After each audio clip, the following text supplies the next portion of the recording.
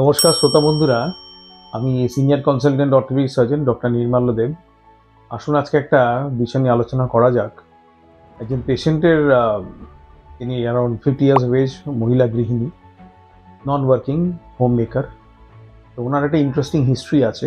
উনি কাজ করছিলেন, তার দৌড়ে সিঁড়িতে নামার সময় উনি একটা সাডেনলি হাঁটুতে ব্যথা ফিল করে লেফট উইটায়। তো ফিল করে তারপরে উনি যথারীতি ইগনোর করে গিয়ে ওনার বাড়ির সমস্ত কাজকর্মগুলো করতে আরম্ভ করে।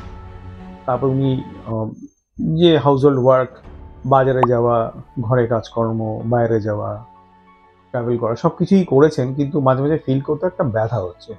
অথচ ইউনিক ব্যাপারটা হলো ওনার ক্ষেত্রে সেরকম করে হাঁটু মুচড়ে গেছে বা পড়ে গেছে, পা ঘুরে গেছে, সেরকম একটা ক্লিন কাট ইঞ্জুরি কোনো হিস্ট্রি নেই। তো এই ব্যথাটা ক্রনিক হয়ে যায়, প্রায় 6 মাস ধরে উনি ভোগেন। বিভিন্ন জায়গায় ডাক্তার দেখান, কেউ সলিউশনটা করতে পারেনি। তারপরে এক্সরে করা হয়েছে, বলা হয়েছে আর্থ্রাইটিস আছে, কেউ রিউমাটয়েড আর্থ্রাইটিস বলেছে, বলে আমার কাছে উনি আসেন। আমারই পুরোনো পেশেন্ট, ফিরে আমার কাছে আসে। আমি এক্সামিনেশন করলাম, করে আমি দেখলাম যে এটা মনে হচ্ছে একটা মেনিস্কাল ইঞ্জুরি হয়েছে। ব্যাপারটা হচ্ছে কি, আমরা দেখুন অনেক সময় ঘরের কাজকর্ম করি। মেনিস্কাস হচ্ছে একটা স্ট্রাকচার, যেটা হচ্ছে ওই দুটো বোনের মধ্যে, শিন বোন থাই বোনের মধ্যে স্যান্ডউইচ থাকে। এই স্ট্রাকচারটা দুটোর হাড়ের মধ্যে বাফার হিসেবে কাজ করে। আমি এটা মডেলে দেখাই, তাহলে আপনাদের সুবিধা হবে। এই যে স্ট্রাকচারটা দেখে, এই যে দুটো হাড়ের মধ্যে থাই বোন আর শিন বোন মধ্যেখানে এই যে কার্টিলেজ স্ট্রাকচারটা যেটা দেখছি, এটাই হচ্ছে ফাইব্রো কার্টিলেজ, এটাই হচ্ছে মেনিসকাসটা। এই যে কাজকর্ম করার সময় অনেক সময় দেখা যায় যে ছোট্ট ইঞ্জুরি, যদি কোনো টুইস্টিং রোটেশন, পা যদি একটু মুচড়ে যায় অল্প, তাতেই মেনিসকাসটা অনেক সময় ছিঁড়ে যেতে পারে। এমন নয় যে বিরাট ফোর্স লাগবে খেলাধুলো করতে গিয়ে বা ইঞ্জুরি হতে হবে, অ্যাক্সিডেন্ট হচ্ছে তারপরে ছিঁড়বে, সেরকম কোনো ব্যাপার নেই। অনেক সময় এরকম বয়স্ক পেশেন্ট 50+ আমি দেখতে পাচ্ছি ডিজেনারেটিভ পিরিয়ড হয়ে থাকে। কখনো পুরী সমুদ্র আমি পেশেন্ট পেয়েছি যারা ওই পা ঘুরে গেছে, অল্প মুচড়ে গেছে, তারপর মেনিস্কাল টিয়ার হয়ে গেছে।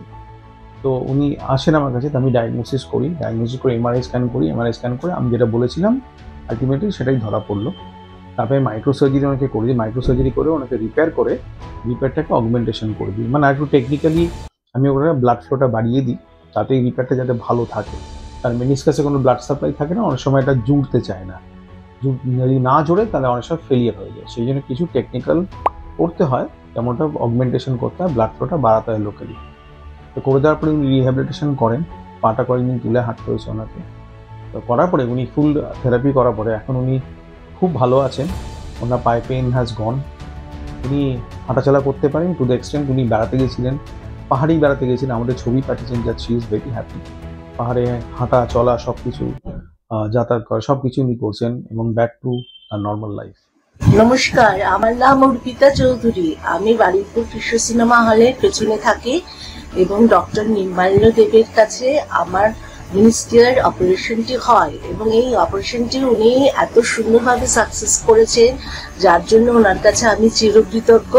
এবং তিনি যে আমার মনোবাঞ্ছাটা পূর্ণ করতে পেরেছেন, তার জন্য অসংখ্য ধন্যবাদ ডাক্তারবাবুকে। আসুন, এটা থেকে আমার শিক্ষা নিয়ে, যদি মাইনর ইঞ্জুরি নিউজারি হয়ে যায় কখনো নেগলেক্ট করবেন না, আমাদের অ্যাডভাইস নেবেন।